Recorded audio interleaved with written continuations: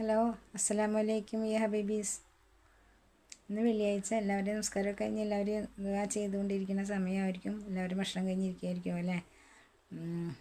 എല്ലാവരും ചിലവർ നിസ്കാരം കഴിഞ്ഞ് ഇങ്ങനെ ഇരിക്കും. ഞാൻ നിസ്കാരം കഴിഞ്ഞിരിക്കുകയാണ് കേട്ടോ. ഞാൻ അസ്ർ നിസ്കരിച്ച് കഴിഞ്ഞിട്ട് എഴുന്നേൽക്കുള്ളൂ. ഇൻഷാ അല്ലാഹ് അള്ളാഹു എല്ലാവർക്കും ബർക്കത്തിലേക്ക് അനുഗ്രഹിക്കട്ടെ. നമ്മളിന്ന് വെള്ളിയാഴ്ച ജുമാ നമസ്കാരത്തിന് ശേഷമായി അസ്തഗ്ഫിറുല്ലാഹിൽ അദീം അസ്തഗ്ഫിറുല്ലാഹിൽ അദീം എന്ന ദിക്റിലെ 75 പ്രാവശ്യം അള്ളാഹു സുബ്ഹാനഹു തആലയ്ക്ക് വേണ്ടി നിയ്യത്ത് ചെയ്ത് ഓതണം. ഓതി കഴിഞ്ഞിട്ട് അള്ളാഹുവിനോട് ദുആ ചെയ്യണം.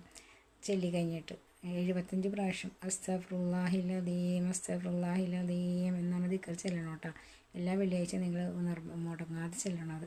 അത് വളരെ ബർക്കത്താണ് ആ ദിക്ർ ചെല്ലണത്. എല്ലാ കാര്യങ്ങളും നമ്മുടെ ഭക്ഷണത്തിലും നമ്മുടെ ആയുസ്സിലും നമ്മുടെ തെറ്റുകുറ്റങ്ങളും ദോഷങ്ങളൊക്കെ പൊറുക്കപ്പെടാനും നമ്മളെപ്പോഴും ചൊല്ലിക്കൊണ്ടിരിക്കണമല്ലോ അസ്തഗ്ഫിറുല്ലാഹിൽ അദീം അസ്തഗ്ഫിറുല്ലാഹിൽ അദീം.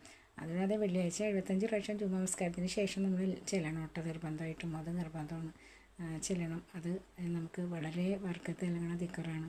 എല്ലാ ദിക്കർക്കും ബർക്കത്തിൻ്റെ അതിൻ്റേതായ എല്ലാ ബർക്കത്തും എല്ലാത്തിനും ഉണ്ട്. അള്ളാഹുവിൻ്റെ ഇസ്മ ചെല്ലുന്ന എല്ലാ ഇസ്മുകൾക്ക് എല്ലാത്തിനും അള്ളാഹു ബർക്കത്ത് നൽകും.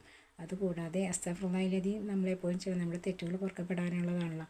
അതുകൊണ്ട് യാ ബാസിത്ത് യാ അല്ലാഹ് എന്ന ദിക്റും ചെല്ലണം. നമ്മുടെ ഭക്ഷണത്തിന് വിശാലത കിട്ടാനും നമ്മുടെ ഐസിൽ ബർക്കത്ത് കിട്ടാനും ഭക്ഷണത്തിൽ ബർക്കത്ത് കിട്ടാനും സമ്പത്തിൽ ബർക്കത്ത് കിട്ടാനും നമ്മൾ എപ്പോഴും യാ ബാസിത്ത് യാ അല്ലാഹ് എന്ന ദിക്റും എപ്പോഴും ചൊല്ലി പതിവാക്കണം കേട്ടോ. അസ്സലാമു അലൈക്കും.